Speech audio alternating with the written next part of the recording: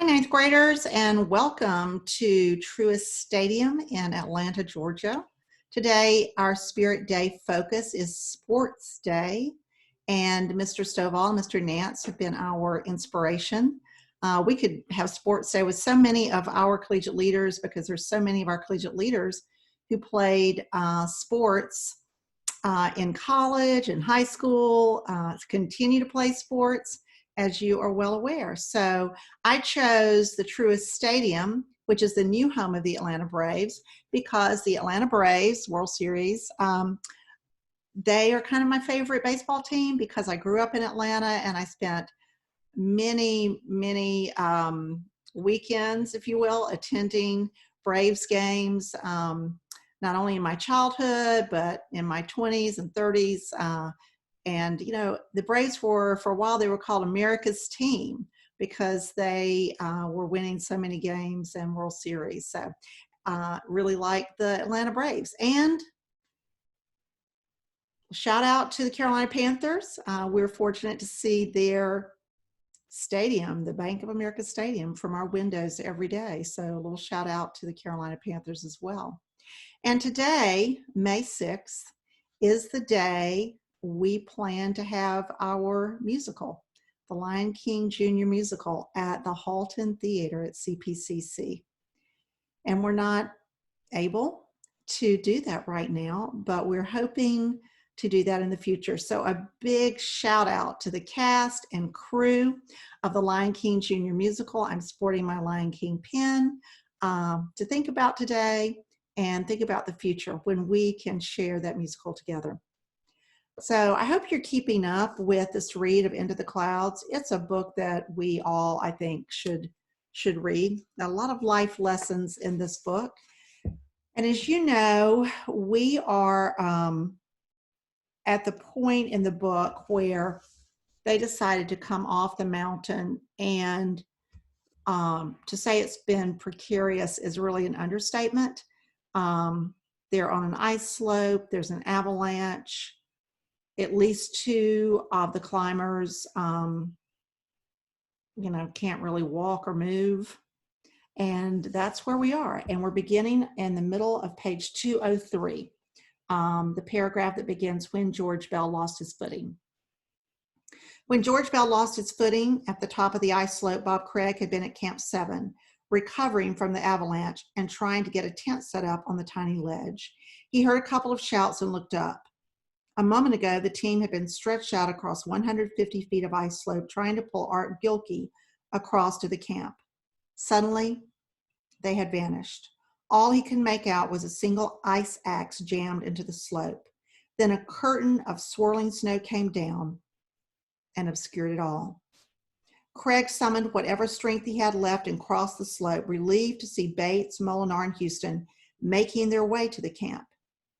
He found his way to Gilkey, who claimed he was still doing fine. 60 feet up the slope, Pete Schoenig had been dug in with his rock and his ice axe for what seemed like hours. His burden had lightened since the walking wounded had untangled themselves from the ropes, but he couldn't wait to move. His fingers felt like icicles, and he had no protection from the wind. He watched while Strether and Craig anchored Gilkey's cocoon to two ice axes driven deep in the snow. Finally, he felt his own rope slacken. He willed his stiffened limbs to life and climbed to Camp 7. Craig finished securing Gilkey to the slope. He explained to Art that everyone had survived the fall, but Bell, Molinar, and Houston were in pretty bad shape. They needed to get the injured settled at Camp 7 and carve out another platform so they could all squeeze into two tents for the night. They'd be back in an hour at the most, Craig promised. Then he said goodbye to Gilkey.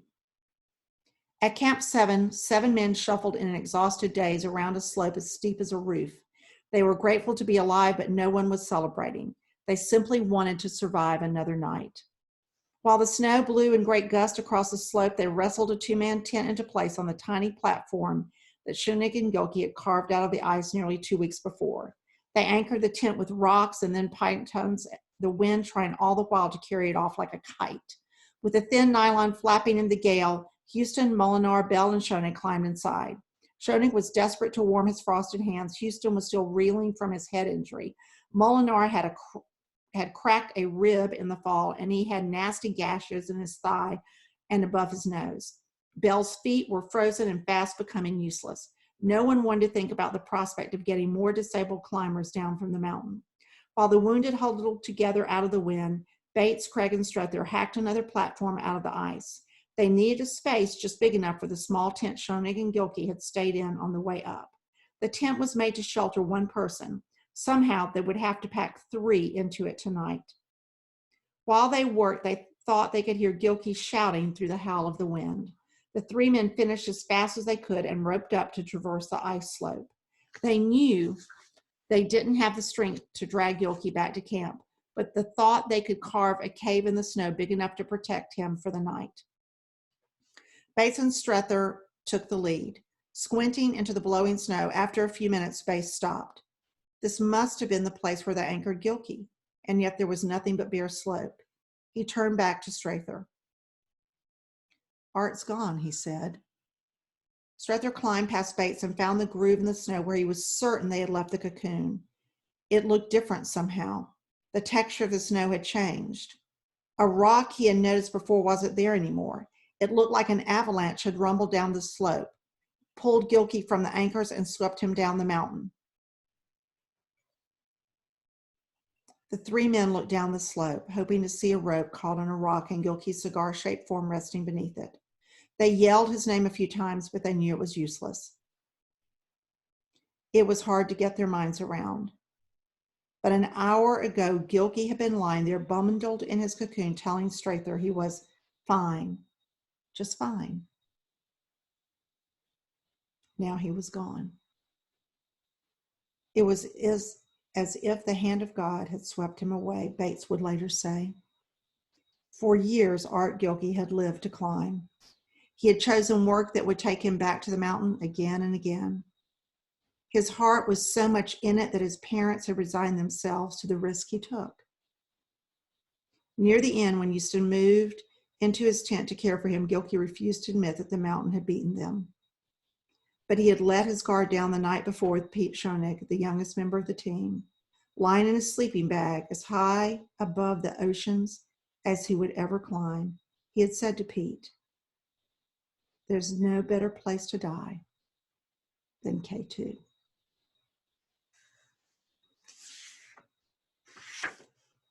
We'll stop there and we'll begin chapter 18, page 208, Fellowship of the Rope, next time.